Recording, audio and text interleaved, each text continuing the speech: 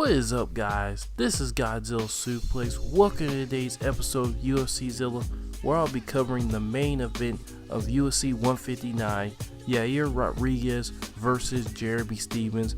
But before I get into that, please hit that subscribe button. Also hit the notification bell so you get a notification every time I make a video. So guys, let's get into this because UFC 59 has one of the most intriguing main events of the UFC fight nights of 2019, having the stylistically dynamic Yair Rodriguez versus the hard-hitting Jeremy Stephens in what looks to be a very clash of styles, man.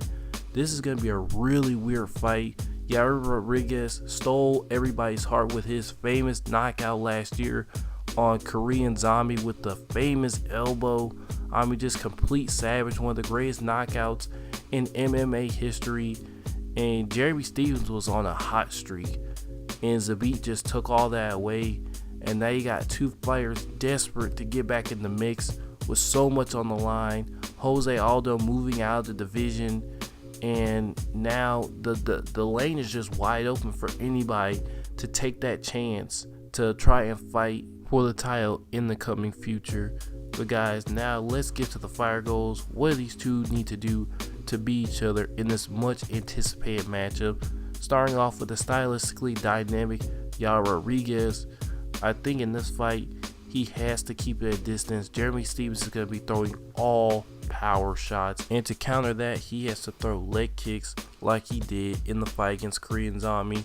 Keep Jeremy Stephens on the outside of your punches, make him counter your reach. Then every time he wants to come in aggressively, punish him with the legs, take away its mobility, and start curving around and make him keep trying to reach you so that you can counter with your dynamic kicks. So I think that's the key for Yair Rodriguez. Get Jeremy Stephens desperate, and then once he gets desperate, leaning over to try and throw his power shots, hit him with dynamic kicks to ward him off for a decision win. So what is the goal for Jeremy Stephens? He's on a 2-fight losing streak, and he really needs some momentum to get back into it. So what does he need to do? I think he needs to set up his shots. Yair Rodriguez has the skinnier legs. He needs to use that power in combinations and have a great start to the fight. Make Yair Rodriguez dynamic striking, having to be very careful and not get off to a good start. Like, the start means everything to Stephens. And if he can start off tagging him, getting him in the leg, making him get real defensive, stealing some rounds and getting him desperate, and doing some unorthodox stuff so where he can set him up for his power strikes, I think that's good. But we usually see two versions of Stephens. Is he either going to come out wild or is he going to come out very focused? If he comes out focused, he could definitely hurt his legs, then get him standing still by the second round and start pounding him into oblivion until he eventually knocks him out. So guys, with the fire goals out of the way, let's get to some of the scenarios that might happen in this fight. So let's just say, for instance, what if one of them gets knocked down in the first round of this fight? You know, what is most likely to happen? Yair Rodriguez knocking down Stephens is a very interesting prospect because Jeremy Stephens has not really ever been put down to the point where he has really been in danger, except with Jose Aldo, and that was a body shot, which can very well happen in this fight. So what if he gets put down with a body or head kick? I think it's a very strong estimation that Jeremy Stephens can survive and keep going. Whereas if Yair Rodriguez gets caught with a shot, Jeremy Stephens, when he smells blood in the water, he goes for the kill, and he does not let up. Almost getting disqualified in his knockout. Josh Emmett, the dude's an absolute savage. He beats people down once he smells blood. So it's very important for Yair Rodriguez to keep his hands up and make sure that Jeremy Stephens does not go ahead and start unloading on him, because if he does, it's over.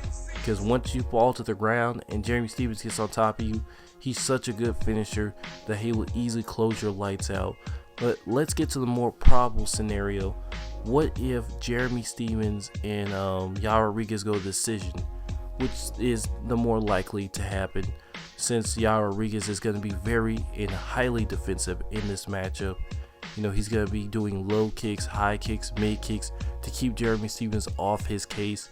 And in a decision fight, we have to think about, are we going to see a smart Jeremy Stephens or are we going to see a gutsy Jeremy Stephens? Because if we see a smart Jeremy Stephens, what would he do?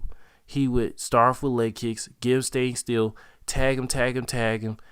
If his opening comes up, he's going to hit him with a big shot. But if he doesn't, he's going to keep tagging his body, putting him up against the fence, dirty boxing him, and get that hard-nosed decision victory. But gutsy Stephens is going to swing possibly with the 50-50 shots, try to hit him in the head as hard as he can to knock him out, which could happen and could not. But given Yair Rodriguez's ability to dodge, strike, and throw counter strikes in very dynamic ways, it could bode not very well for Stephens in that manner because he is such a dynamic striker.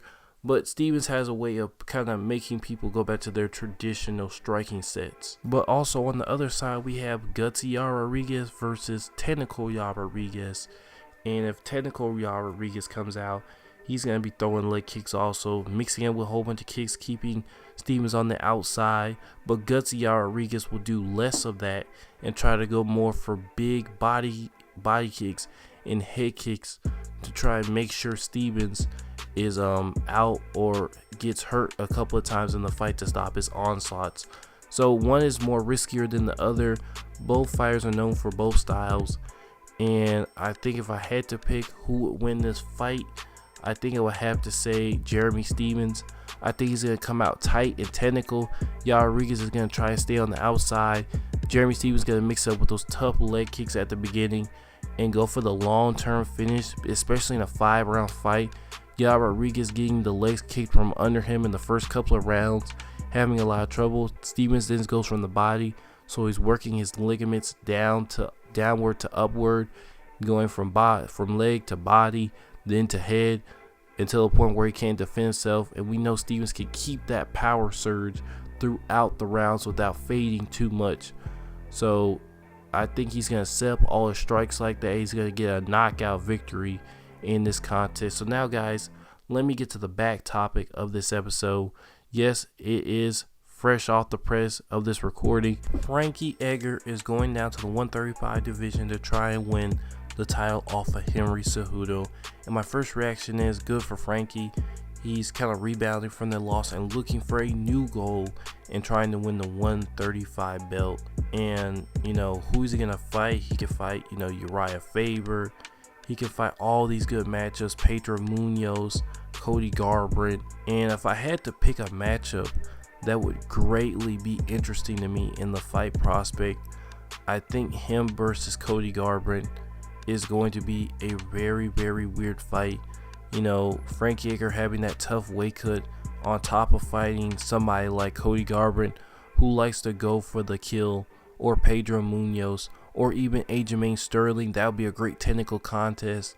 Any one of these fights would really benefit Frankie, and I think he'd definitely get the win with the best of them. And even fighting Marlon Moraes, testing his gas tank like Cejudo did, would be a very interesting prospect. So Frankie Edgar has a lot of top prospects and fighters ahead of him. I think he's going to be doing really well in that division, and look for him to be one of the top contenders to fight Henry Cejudo. So guys, leave your thoughts in the comment section below. How good do you think Frankie Edgar's 135 venture is going to be? Who's going to win this fight between Yair Rodriguez and Jeremy Stephens? Leave that in the comment section below. This has been the best Gojira in UFC news. Hit that subscribe button, also the notification bell, so you get a notification every time I make a video. And I will see you guys next time.